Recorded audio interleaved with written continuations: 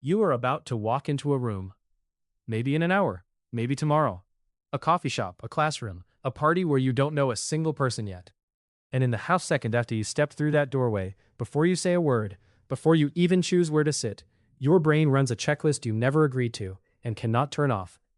You'd guess you're just looking around, getting your bearings. But the real answer is far stranger than that. You are running a survival program that is at least 2 million years old, and it is already making decisions about your safety, your status, and your next 10 minutes before your conscious mind has even caught up. Here's what actually happens. The moment a new space opens up in front of you, your eyes do something called a saccade sweep. That's just a fast, jumpy scan, your eyes jumping from point to point instead of gliding smoothly. In under half a second, that sweep checks 3 things in a fixed order every single time. Where are the exits? Where is the open ground I can see across? And where is the cover I could put my back against? You didn't learn this checklist, you inherited it. In 1975, a geographer named J. Appleton gave this instinct a name. He called it prospect refuge theory. Prospect just means a clear, open view, somewhere you can see danger coming from a distance. Refuge means a place to hide or protect your back, somewhere you can't be approached from behind. Appleton's claim was simple but enormous. Humans are drawn to any environment that offers both at once. Not flat, exposed plains, not dark, sealed caves either. A clearing seen from the tree line. A valley seen from a ridge. A room seen from the seat against the wall. Why would that wiring still be running inside you, in a coffee shop, in the year you're watching this? Because for nearly the entire span of human existence, choosing the wrong spot to sit or sleep wasn't an inconvenience, it was a death sentence. Out on open ground with no cover, you were visible to a predator from any direction. Buried deep in a cave with no sightline, you couldn't see a threat approaching until it was too late. The humans who survived long enough to pass down their genes were disproportionately the ones who, without thinking about it, gravitated toward the edge. Prospect and refuge, together. That bias didn't disappear when the predators did. It just changed its targets. Watch what happens at any restaurant on a busy night. Notice how fast the corner booths and wall seats fill up, and how the table in the dead center of the open floor sits empty the longest, even when it's identical in every other way. You're watching prospect refuge play out in real time, in people who have never heard those 2 words in their life.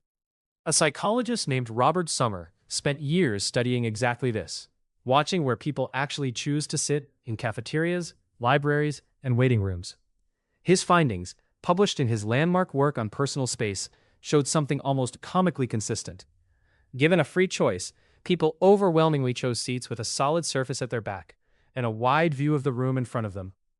Not the seats facing a blank wall, not the seats in the open middle, the edge seats, every time. Sommer wasn't just describing a preference, he was mapping a piece of ancient architecture still running quietly inside modern minds. Think about the last time you walked into a near-empty train carriage, or sat down in an almost empty movie theater before a film. You probably didn't pick a seat at random.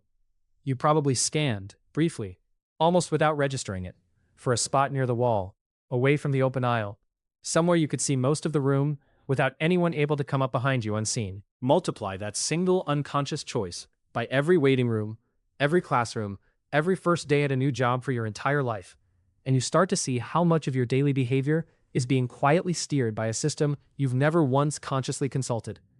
But the exits and the walls are only step 1 of your checklist. There's a second scan happening at the exact same time, and it's aimed at something far more sensitive: the faces. Within the first 100 milliseconds of seeing a new face, faster than you can consciously register that you're even looking at someone, your brain has already formed a snap judgment. Friendly or hostile, dominant or submissive, trustworthy or not. A Princeton psychologist named Alexander Todorov ran a series of experiments where he flashed unfamiliar faces in front of people for 1/10 of a second, far too fast for any real conscious analysis, and then asked them to rate that stranger's trustworthiness and dominance. The ratings barely changed, even when people were given much longer to look. The verdict had already been reached before deliberate thought ever entered the room. So, while one part of your brain is mapping exits and walls, another part is silently ranking every person in the room by perceived status and threat. Who looks like they're in charge here? Who looks like they could be a problem? Who looks safe to stand near? You're not deciding any of this. You're remembering it. The same way your hand remembers to flinch from heat before your mind has formed the word hot. Why would ranking strangers by dominance matter so much that evolution wired it to run automatically? Because for most of human history, you didn't enter rooms full of strangers who meant nothing to your survival. You entered small bands, 50 people, maybe 150 at the outer edge of what anthropologists believe a single human community could realistically manage. In a group that size, knowing exactly where everyone stood in the pecking order wasn't gossip. It was the difference between eating tonight and going hungry, between being protected and being exposed. Misjudging who held power in that band could cost you food, status, even your safety. The humans who scanned faces fast and accurately had an edge. Their wiring is the wiring sitting behind your eyes right now. Here's the twist: almost nobody clocks, even after hearing all of this. This entire system, the exit scan, the wall seeking, the instant facial ranking, evolved for groups of dozens of people you would see again and again for your entire life. It was never built for a coffee shop full of 40 total strangers you'll never see again, or a video call with 12 faces stacked in a grid that has no walls, no exits, and no real spatial depth at all. That mismatch is why open-plan offices with no walls to back up against and constant sightlines from every direction consistently rank among the most stress-inducing layouts in workplace design studies, even when employees can't say exactly why they feel uneasy in them. It's why a circular boardroom table, with no clear head of the table and no wall to claim, makes people oddly anxious about where to sit. It's why, on a video call, you'll instinctively angle your camera so something solid sits behind you, a bookshelf, a wall, anything, rather than an open doorway. Nobody taught you that doorways behind you on camera feel exposed. Your prospect refuge wiring decided that for you and simply ported the same old rule into a format it was never designed for. Even the part of your brain ranking faces gets confused by the modern world. It still fires at full strength on a stranger you will interact with for 90 seconds and never see again, spending the same evolutionary effort it once spent assessing a person who might share or withhold food from you for the next 30 years. The system has no setting for "this doesn't matter." It only has one setting: scan everyone, every time. There's a third thing happening the moment you cross a threshold, and it has nothing to do with exits or faces at all. It has to do with your memory. You've felt this one before, even if you've never named it. You're holding a thought clearly in your kitchen, walk into the living room to act on it, and the thought is simply gone. Not faded, gone, like it was never there. A cognitive scientist at the University of Notre Dame, Gabriel Radvinsky, set out to find out why, and his answer has nothing to do with forgetfulness. In a series of experiments published in 2011, Radvansky had participants carry objects through virtual rooms, sometimes crossing a doorway, sometimes walking the same distance within a single room. The doorway crossings produced measurably worse recall every time, even though the walking distance was identical.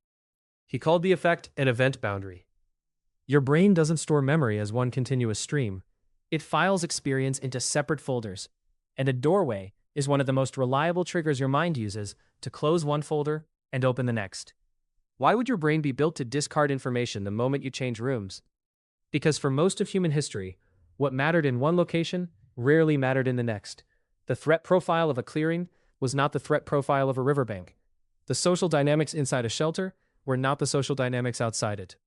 Closing the file on the last room and opening a fresh one for the new room meant you weren't dragging irrelevant threat data into a space where it could distract you from the new exits, the new faces, the new dangers actually in front of you.